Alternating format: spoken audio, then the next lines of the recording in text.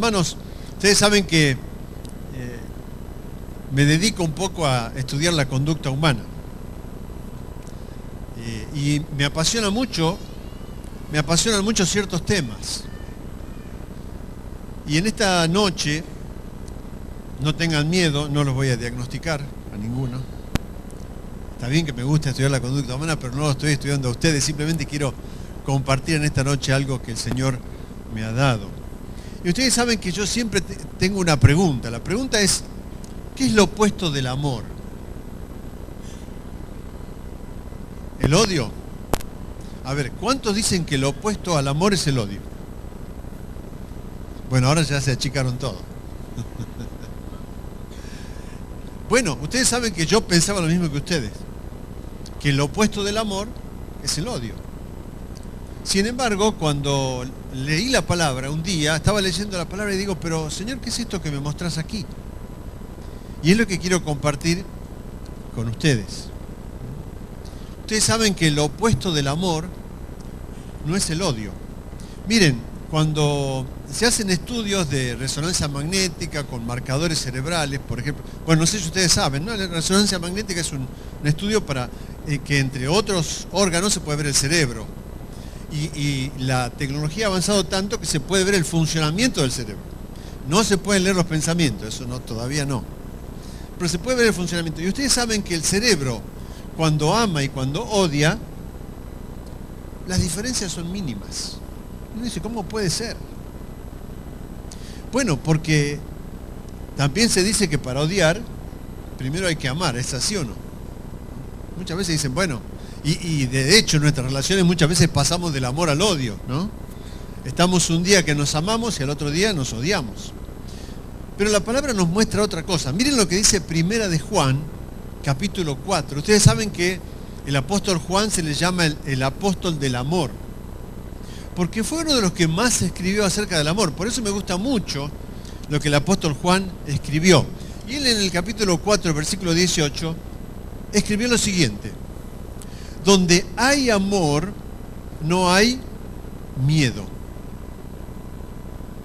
Donde hay amor, no hay miedo. O sea que, por ejemplo, podríamos asimilar esta idea a la idea de donde hay luz, no hay tinieblas o no hay oscuridad. Bueno, yo entro a una pieza oscura, sin ventanas, y enciendo una luz y de repente, ¿qué pasa con la oscuridad? Desapareció. Y esto es lo que el apóstol está diciendo. El apóstol dice, donde hay amor, no hay miedo. O sea que, en conclusión, lo opuesto del amor no es el odio. Lo opuesto del amor es el miedo. Ustedes dirán, pero Ernesto, ¿qué estás diciendo? Bueno, no lo digo yo, lo dice la palabra. Porque nos está mostrando dos ideas excluyentes. Donde hay amor, no puede haber odio. Perdón, no puede haber miedo. Y donde hay miedo, ¿qué es lo que no puede haber? No hay amor. Y el apóstol sigue escribiendo, dice, al contrario, dice, el amor perfecto echa fuera el miedo, pues el miedo supone el castigo. Por eso si alguien tiene miedo, es que no ha llegado a amar perfectamente o amar en forma madura. Nosotros amamos porque Él nos amó primero. O sea, hemos aprendido a amar a partir del amor que recibimos de Dios. Pero, ¿quién fue el primer hombre que tuvo miedo? ¿Se acuerdan? Adán, ¿se acuerdan? Dice que ellos ya habían pecado, ¿no? Adán y Eva habían comido el fruto prohibido que Dios les había dicho que no comieran. Y dice que Dios se paseaba por el huerto y lo buscaba a Adán. Y entonces Adán se había escondido. Y cuando se encuentran, dice Dios, ¿dónde estabas, Adán? Y Adán dice, tuve miedo y me escondí. Y hermanos, el miedo nos lleva a hacer muchas cosas. El miedo nos paraliza, el miedo nos hace escapar, nos hace huir, nos hace escondernos. El miedo produce un montón de cosas en nosotros, en los seres humanos. El miedo es una perturbación angustiosa del ánimo por un riesgo o daño real o imaginario. ¿Y de dónde viene ese miedo que nos impide amar? Según lo que el apóstol dice. Porque él dice, el verdadero amor o el perfecto amor, el amor maduro que dice, echa fuera el temor, echa fuera el miedo. Ahora, Adán llegó a tener miedo, ¿por qué? Porque pecó. Y a raíz del pecado entró el miedo. Pero no era el miedo a que una fiera lo devorara. No era el miedo a no tener nada para comer. Era el miedo a la relación con Dios. Entonces, cuando Adán tuvo miedo, ese miedo alteró su relación con Dios. Lo alejó de Dios. Lo hizo que se escondiera. Y hermanos, cuando nosotros tenemos miedo, no podemos amar. Y ese miedo se empieza a transformar en nuestras relaciones personales, en muchas cosas que vamos a ver ahora a continuación. Vamos a ver qué pasa cuando tenemos miedo. Pero lo primero que estaba pensando era, ¿pero de dónde viene el miedo? ¿Cuándo aprendí yo a tener miedo? ¿Cuándo aprendió usted a tener miedo? Este miedo que nos impide amar. Este miedo que nos aleja de aquella persona a quien decimos que amamos. Este miedo que alejó a Adán de su padre, de su creador, de su hacedor que era Dios mismo. Lo alejó, la Biblia dice, él tuvo miedo y se escondió. Se rompió la relación, se dañó la relación con su creador. Y hermanos, la idea del miedo viene de la mano de la separación. Viene de la mano de la distancia entre dos personas. Y yo creo que todos nosotros los seres humanos, de una u otra manera, sentimos miedo cuando nos sentimos aislados, separados de quienes son nuestras fuentes de afecto, de nuestras fuentes de amor, de contención. Cuando vamos creciendo en un ambiente donde aquellos que deberían amarnos, no nos aman. Cuando aquellos que deberían protegernos no nos protegen. Cuando aquellos que deberían darnos seguridad no nos dan seguridad. Ahora, cuando crecemos en ambientes de ese tipo, aprendemos a tener miedo. Porque entre otras cosas, tenemos que conseguir ese afecto de alguna otra manera. Y esta situación de falta de afecto, de falta de contención, de falta de amor, de quien debería darme ese amor, me hace a mí empezar a tener miedo. Porque necesito ese apoyo, no lo tengo. Y esto va dejando, a medida que transcurre, va dejando huellas en mi persona. Y empiezo a crecer, ¿no?, con esto de que nadie me quiere, mis padres me abandonaron, mis padres me dejaron, ese padre que tenía que cuidarme no me cuidó, me abandonó, esa madre que tenía que cuidarme me abandonó, me castigó, me pegó, me maltrató, o simplemente fue indiferente. Hacía de cuenta que yo estaba ahí y era una cosa, no una persona. Entonces no me brindaba afecto. Y fui creciendo entendiendo que no era amado. Y eso me dejó una carencia.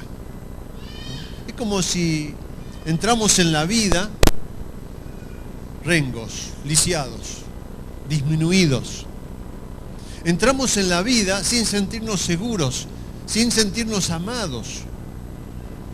Muchas personas que viven estas experiencias piensan, si quien me trajo al mundo, que debía amarme, no me amó, ¿qué sentido tiene mi vida? ¿Para qué estoy? No sé si te pasó alguna vez, pero realmente cuando una relación se rompe, cuando un amor se pierde, cuando algo que yo espero no se da porque soy niño, soy adolescente y no recibo eso, empiezo a cuestionar mi propia existencia, decirme, ¿para qué estoy acá? ¿Qué sentido tiene? Y ese es un pensamiento muy doloroso. Y hermanos, empezamos a vivir la vida carenciados. Ahora, esta carencia se empieza a transformar en otros recursos que los seres humanos echamos mano para sobrevivir. Y ahora les voy a explicar un poquito qué. Porque obviamente tenemos que vivir. Yo no elegí nacer. Mis padres me trajeron al mundo, pero yo tengo que vivir. Y todos nosotros tenemos que vivir. ¿Cómo haces para vivir Cuando nacés con esta carencia, cuando desde niño sentiste que tu vida no tenía sentido, o que no eras amado, que eras rechazado, cuando fuiste a lo mejor lastimado sin merecerlo. ¿Cómo haces? Y miren, les voy a explicar algunas conductas que tenemos los seres humanos que esconden esto, que esconden este miedo a no ser amado. Por ejemplo, en el egoísmo se muestra la carencia. Y me voy a poner como ejemplo yo mismo porque no los quiero ofender a ustedes. Cuando soy egoísta, ¿qué estoy defendiendo? Estoy diciéndole a los otros, yo soy mejor que vos. Soy superior a vos. Yo soy el centro, quiero ser el centro de tu atención. Quiero ser el centro de la atención de las personas. Ahora, en el fondo, lo que tengo miedo es que los demás me quiten ese lugar. Que los demás no se fijen en mí. Entonces defiendo ese lugar a rajatabla. En el orgullo se muestra también esta carencia de amor que yo he tenido. ¿Por qué en el orgullo? Porque, bueno, yo me compro un auto nuevo y voy a la casa de Luis, perdón Luis que te use como ejemplo, voy a la casa de Luis, le digo, che Luis, mirá, me compré una 4x4, y le muestro a Luis, y yo, mirá, soy el mejor. Mirá, me compré una casa nueva, mirá todos los títulos que tengo. Y necesito mostrar los logros que hago. ¿Para qué? Para que los demás me valoren. Pero en el fondo, tengo miedo a no ser valorado. Tengo miedo a no destacarme.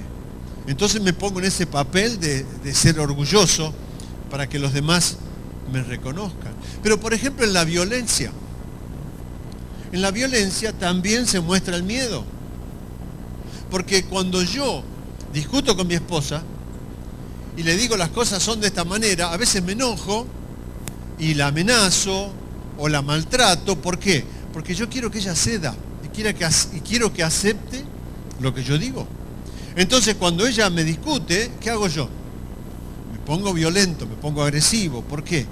Porque tengo miedo a no tener la razón. Tengo miedo a que ella sea más inteligente que yo.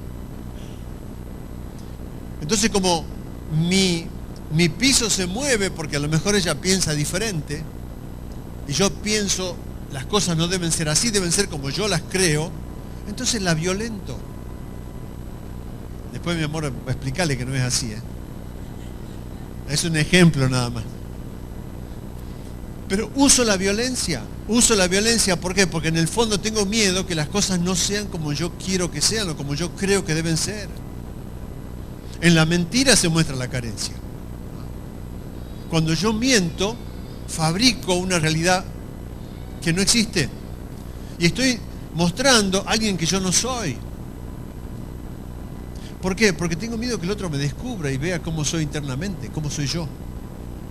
Entonces armo toda una fachada de que yo soy el personaje que ustedes quieran inventar, ¿no? Pero invento esa fachada, ¿para qué? Para que el otro no me conozca, porque tengo miedo que me conozca verdaderamente, que vea lo que soy yo en mi interior. Pero también hay otras conductas que están sostenidas por el miedo. Por ejemplo, en el consumo.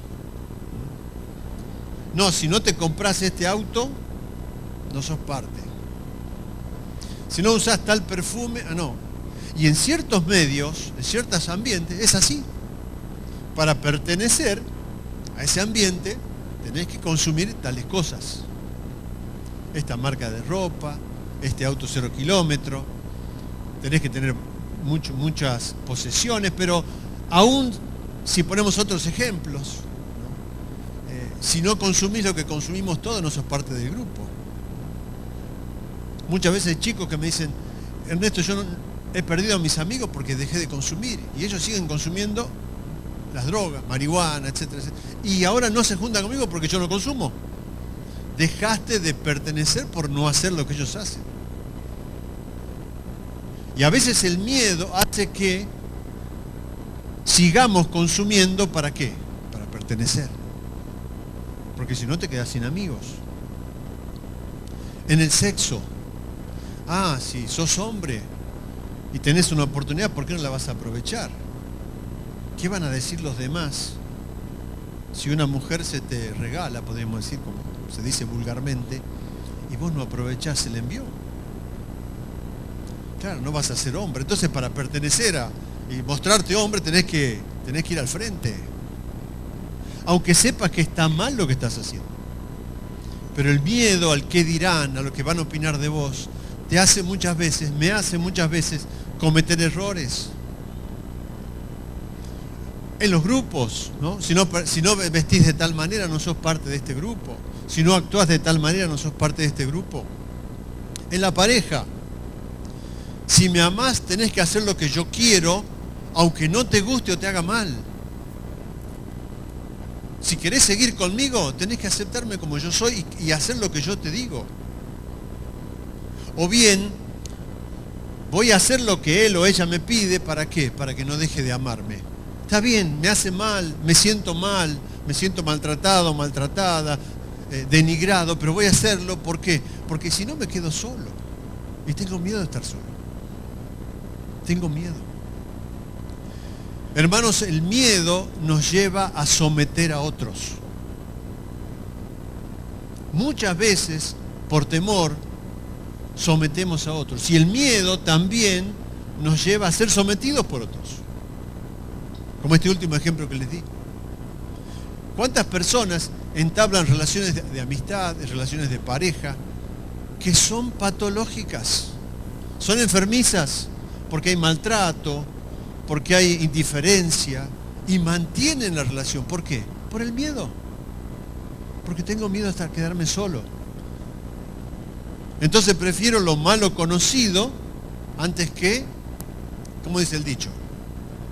Que lo bueno por conocer. Entonces me quedo con lo malo porque tengo miedo. Y hermanos, podría estar toda la noche dándoles ejemplos del miedo, de cómo actúa el miedo en nosotros. Hermanos, el miedo en el plano de las relaciones humanas nos lleva a tratar al otro como objeto y no como un sujeto. Y cuando yo trato a alguien como un objeto, saco provecho de él, pero no le doy nada.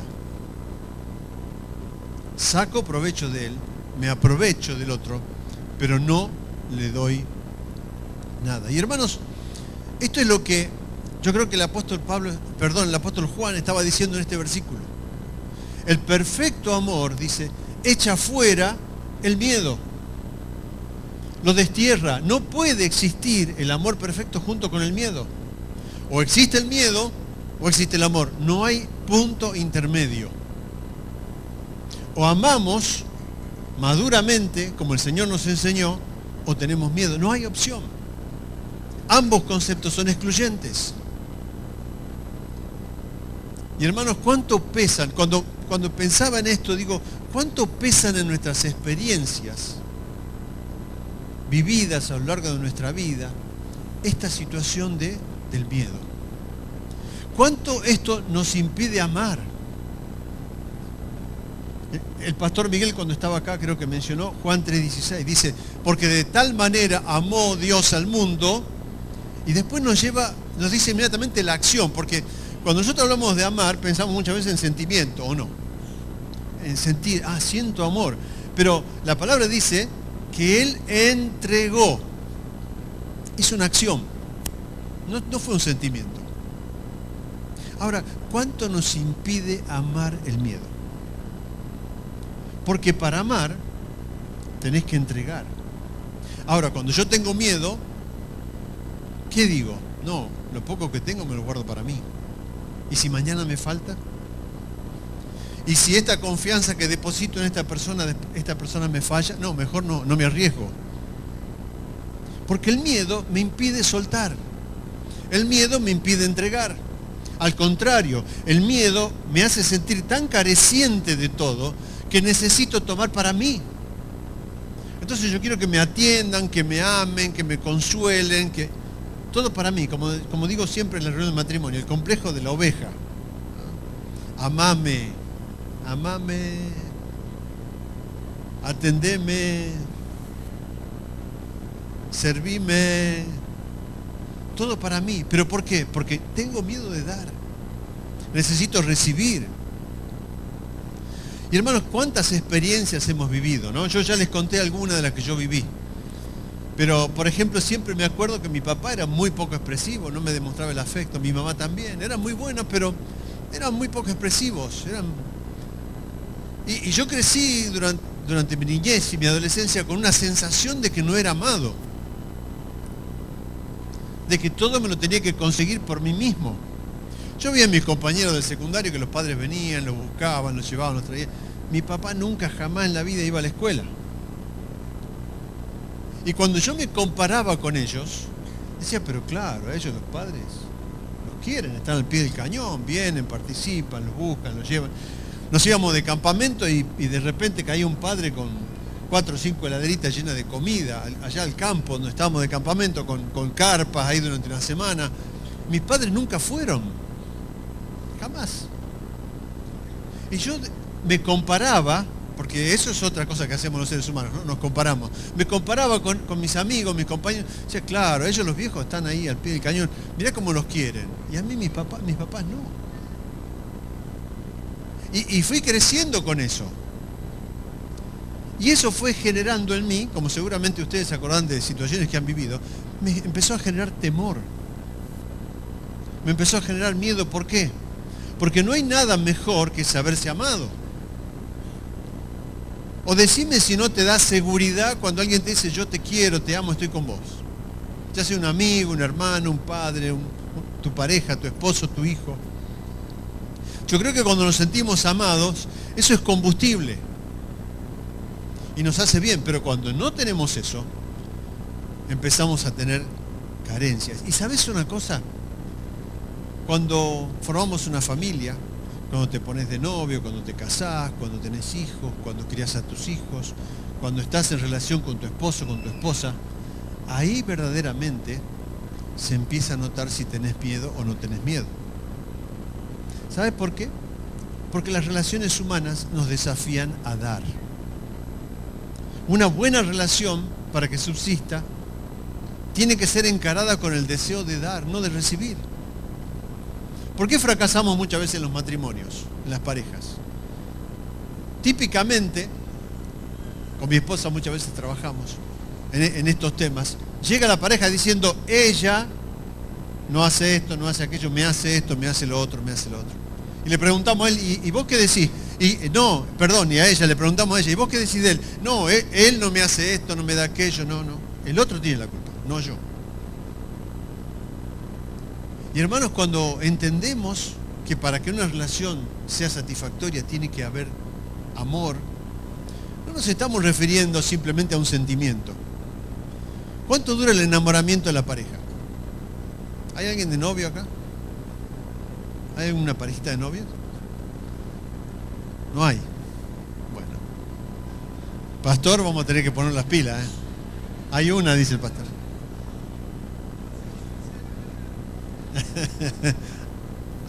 Bueno. Para que la pareja funcione, uno tiene que sobrepasar ese periodo de enamoramiento, donde parece que todo es color de rosa, pero después, cuando pasa el enamoramiento, empieza el periodo de dar, para que la relación subsista. Empieza esto de que tengo que aportarle al otro. ¿Y cómo hago si no tengo? ¿Cómo hago si tengo miedo? ¿Cómo hago si yo necesito que el otro me dé porque me siento mal, me siento inseguro, me siento insatisfecho? Hermano, nuestra convivencia en la familia, en la pareja, en las amistades, en cualquier relación humana, fracasa porque no tenemos nada para dar y solamente queremos recibir. Y si yo quiero solamente recibir, seguramente en algún momento mi esposa va a decir, Ernesto, para un poco la mano, ya no doy más de darte. ¿Cómo hago para criar hijos si no estoy dispuesto a dar? Hermanos, la paternidad nos desafía a dar, no hay otra opción. Por eso el mismo apóstol dice, no deben atesorar los padres para los hijos para los padres, al revés, sino los padres para los hijos. O sea que los que estamos llamados a dar en la paternidad somos los padres, no los hijos. ¿Cómo hacemos para dar entonces si no tenemos nada? si nos sentimos mal, si nos sentimos indignos, si nos sentimos vacíos, si nos sentimos incapaces, si sentimos que no le importamos a nadie, que nadie nos quiere, si nos sentimos angustiados, entristecidos. ¿Cómo hacemos? Hermanos, veamos de qué se trata el amor verdadero. Antes de responder esta pregunta, veamos de qué se trata el amor verdadero. Miren, el verdadero amor implica aceptación. ¿Qué significa esto? No te pido que cambies para amarte. No finjo un acuerdo de que sí, está todo bien para después querer cambiarte. Al amigo, al compañero, al esposo, a la esposa. Romanos 5:8 dice, pero Dios muestra su amor por nosotros en que, cuando todavía éramos pecadores, Cristo murió por nosotros. Ahora, la palabra no dice, ustedes tienen que cambiar para que yo los ame. No dice eso. Aún siendo pecadores, dice, Cristo nos amó. El verdadero amor implica respeto. No te pido que cedas y me des lo que no deseas o no estás seguro. Puedo conocerte lo suficiente como para presionarte no presionarte a traspasar tus límites. Romanos 12:10, ámense los unos a los otros con amor fraternal, respetándose y honrándose mutuamente. El verdadero amor implica protección, te cuidaré y no te haré daño. El amor ya no va a ser igual al dolor. No es porque te quiero, te aporreo, eso no va más. No existe. El verdadero amor cuida, protege. Romanos 13:10 dice, el amor no perjudica al prójimo. ¡Wow! ¡Qué desafío!, ¿no?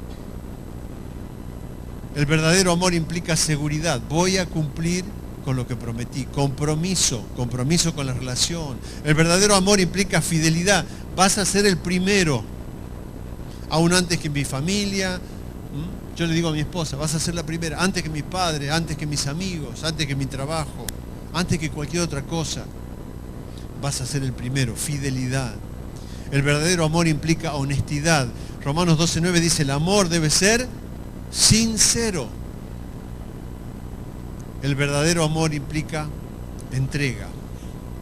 Primera de Juan 3:16 dice, en esto conocemos lo que es el amor. ¿En qué? En que Jesucristo entregó su vida por nosotros. Así también nosotros debemos entregar la vida por nuestros hermanos. Así, dice la palabra, debemos ¿qué? Entregar. Y la entrega es dar. Es dar al otro. Pero ¿sabes cómo? Es dar sin pedir nada a cambio. Y ahí se nos pone la cosa más difícil, ¿no? ¿Cómo hacemos para dar sin pedir nada a cambio? Yo pienso, si Dios hubiera pensado esto, jamás hubiera mandado a su Hijo Jesús, ¿no? Porque ¿qué podía esperar de nosotros? ¿Qué le podemos dar nosotros a Dios para merecer ese amor? El amor de Dios es incondicional, no hay condiciones. Dios lo da simplemente porque su naturaleza es amar. Pero hermanos, ¿cuáles son las acciones de un amor entonces maduro? ¿Cómo superar este miedo? El amor maduro es un amor que ama sin miedo a perder. O sea, es un amor desinteresado. Es un amor que da sin esperar nada a cambio. Simplemente ama, simplemente da. Simplemente respeta, simplemente cuida, simplemente trata bien. Simplemente respeta, no importa el resultado. No estoy esperando nada a cambio. Cuando amamos con un amor maduro, amamos de esta manera. Y amamos sin miedo. Cuando amo sin miedo, no soy egoísta, orgulloso, envidioso, todo lo que hablamos antes. No soy violento. No actúo por miedo. Actúo con paz, con tranquilidad con el otro. Cuando amo sin miedo, puedo dar sin esperar nada a cambio, pero también sin temor a perder lo que tengo, porque hay alguien que me da todo lo que necesito. Y hermanos, aquí está parte, el principio de la respuesta. El apóstol Pablo, en Filipenses 4:13, dice, todo lo puedo en Cristo que me da la fuerza o que me fortalece. Todo lo puedo en Cristo que me fortalece. Pero hermanos, miren ustedes, avancé un poquito más y dije, haciéndole caso a Lucas, que estuvo el domingo pasado, busqué otras versiones de la Biblia. Primera de Juan capítulo 18, y encontré que en la traducción del lenguaje actual, miren lo que dice: la persona que ama no tiene miedo. Donde hay amor, no hay temor. Al contrario, el verdadero amor quita el miedo. Hasta ahí está todo bien. Y lo mismo que la versión anterior, ¿no? Pero miren lo que agrega después.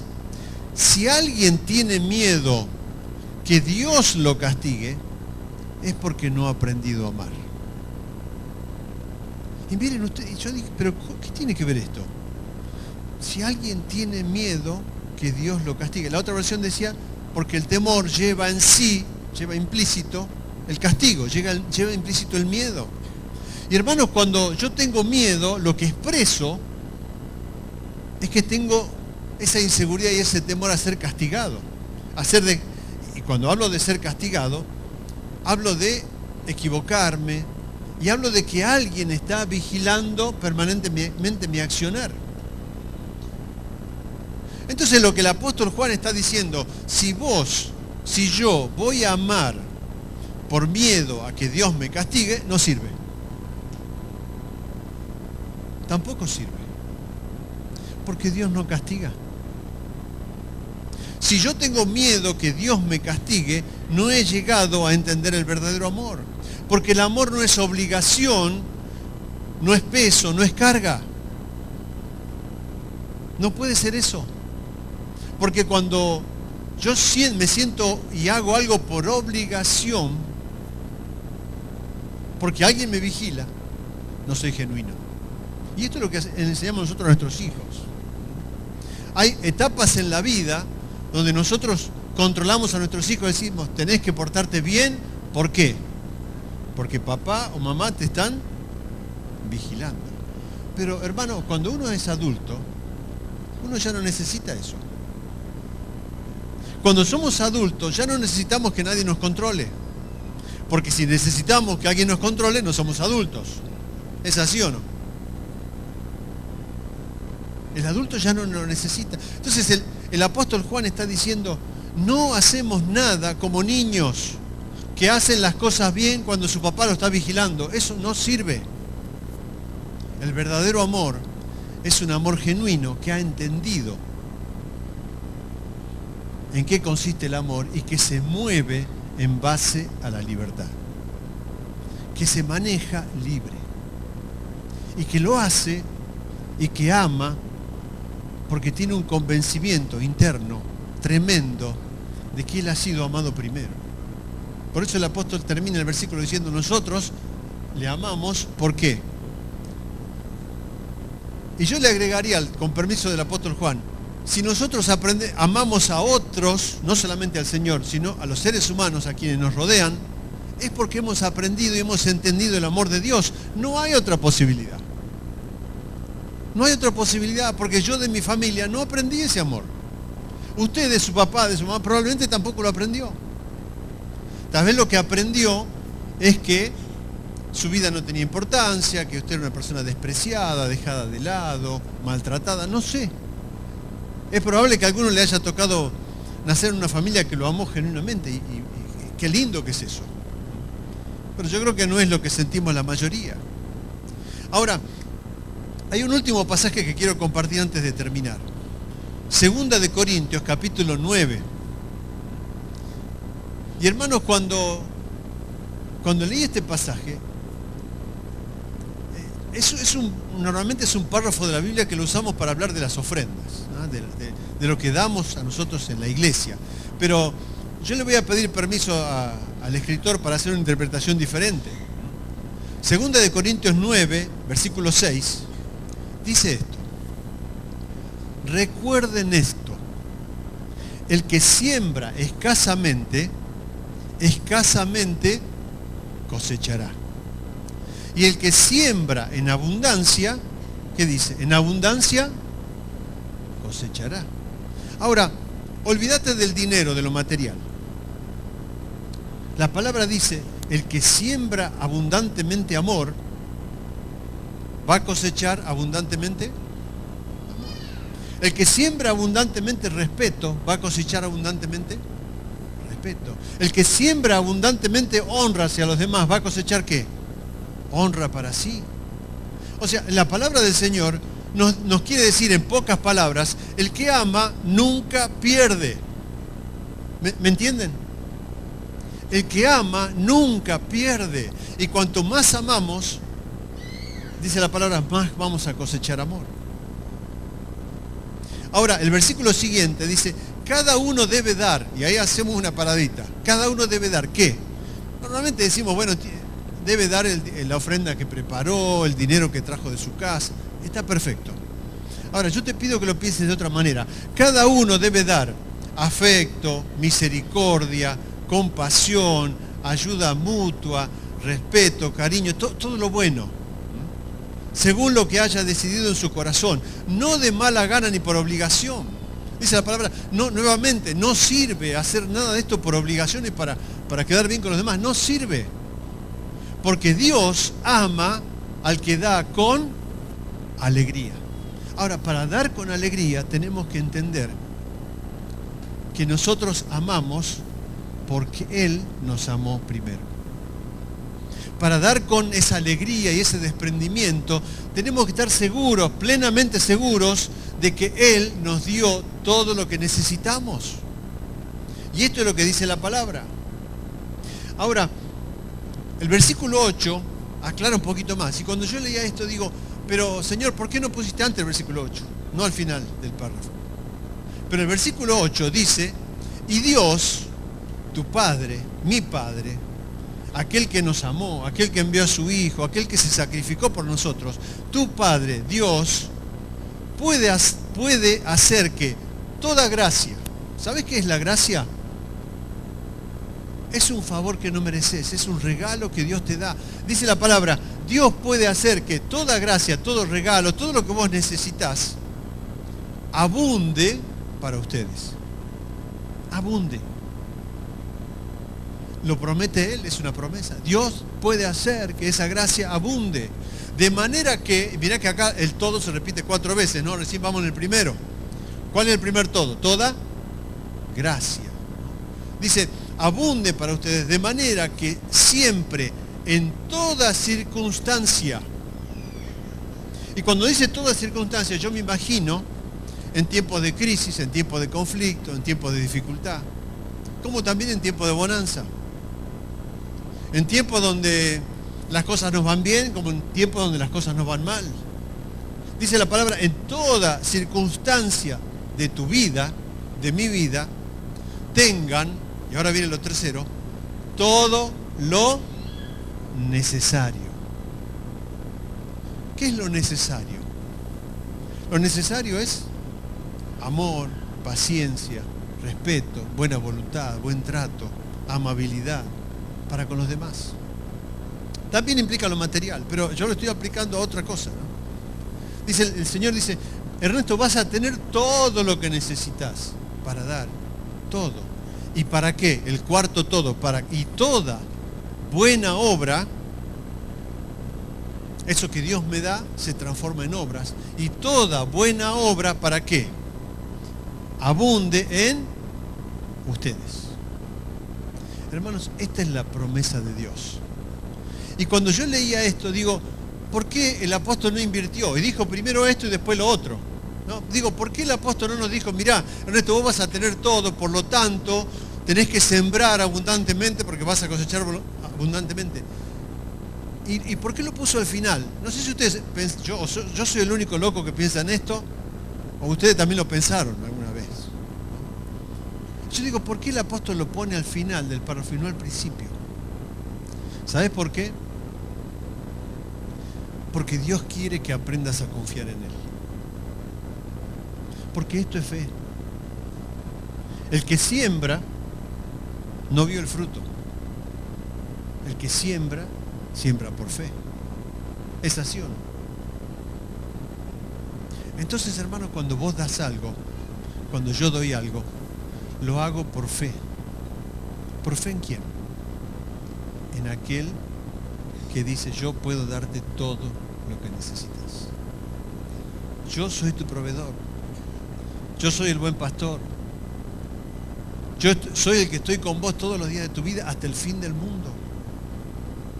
Entonces cuando yo empiezo a entender esto, digo, claro, Señor, porque si yo tuviera todo para dar, jamás lo haría por fe.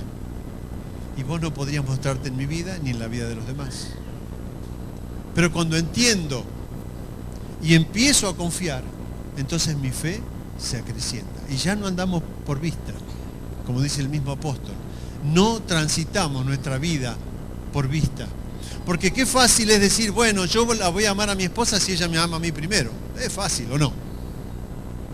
Yo voy a amar a mi enemigo si mi enemigo me ama a mí primero. Es fácil. Yo le voy a hacer el bien a alguien cuando ese alguien me haga el bien a mí primero. Esto es lo que hacemos humanamente, ¿o no? Es lo que hacemos. Damos para recibir. Ahora, la palabra dice, Ernesto, yo te estoy dando todo lo que vos necesitas. ¿Para qué? Para que vos tengas para dar sin problemas, sin carencia, sin necesidad. Tenés todo para dar. ¿Por qué? Porque yo te lo di a vos primero. Y hermanos, esta es la verdad que surge de la palabra. Y hermanos, Dios quiere, la voluntad de Dios es que aprendamos a amar sin miedo. Porque el miedo y el amor no pueden coexistir, ya lo vimos. La luz y las tinieblas no pueden coexistir. La luz y la oscuridad no pueden coexistir. Pero qué bueno es cuando la luz se enciende y la oscuridad huye. Y hermanos, cuando el amor está presente, no hay miedo. Y qué bueno es poder amar sin miedo. Qué bueno es poder amar sin condición. Qué bueno es poder amar sin esperar nada a cambio. Porque ¿sabes qué? Ese fue el amor de Jesús. Jesús lo hizo todo por vos y por mí sin pedirnos nada a cambio. Por eso me gustó el pasaje que citó el pastor. De tal manera amó Dios al mundo que entregó, que dio.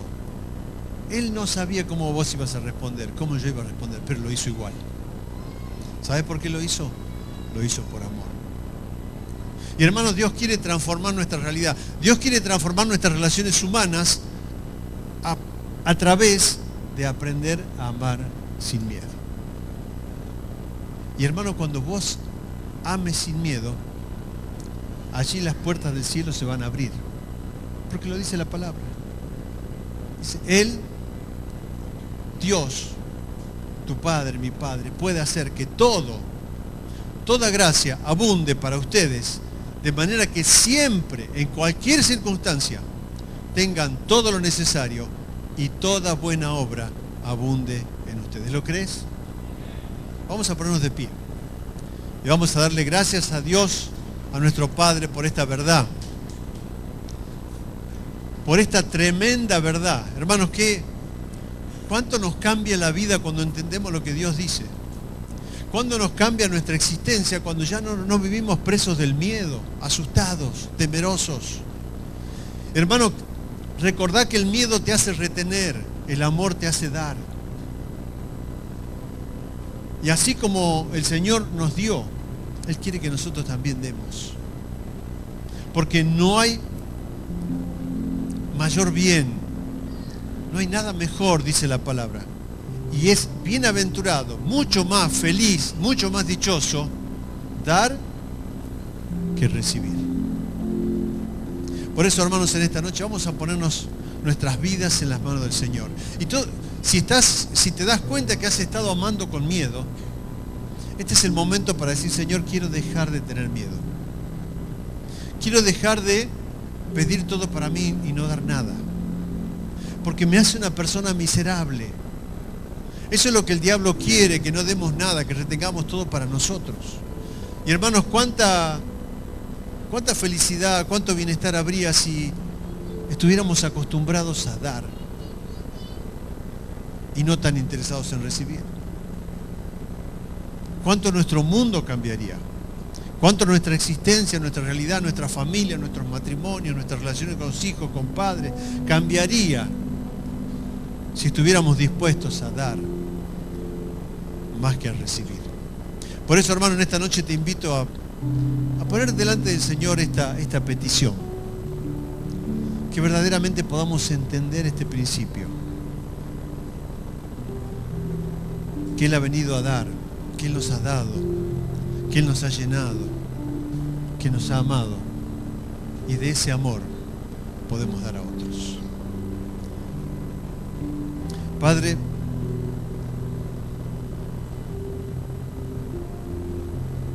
qué maravillosa es tu palabra, Señor. Qué maravillosas son tus verdades. Gracias porque eres nuestro Padre y no eres un Padre como somos nosotros. Eres ese Padre que quiere darnos siempre lo mejor. Que nos has dado lo mejor a través de la obra de Cristo y nos sigues dando lo mejor día a día. Padre, en esta noche queremos poner nuestros miedos delante de ti. El miedo a no ser amado, el miedo a perder, el miedo a que el otro tenga la razón. Miedos, tantos miedos que a veces retenemos en nuestro interior. Pero Padre, en esta noche queremos poner nuestros miedos delante de ti y decirte, Señor, queremos aprender a amar sin miedo. Padre, transforma nuestras relaciones de pareja, de padres, con hijos, con nuestros propios padres, con nuestros amigos, con nuestros hermanos. Padre, transforma, cambia nuestro interior, que podamos ser conscientes de que más bienaventurado es dar que recibir. Y gracias, Padre, porque en ti lo tenemos todo. En ti lo tenemos todo. Y podemos, Señor, recurrir ante el trono de tu gracia día a día para recibir lo que necesitamos para dar a otros. Te alabamos, Señor. Te damos gracias. Gracias porque eres un Dios de amor, de misericordia. Y nos amas con un amor eterno. Te bendecimos, te glorificamos, te alabamos, papá. En el nombre de Jesús. Amén. El Señor les bendiga, hermanos.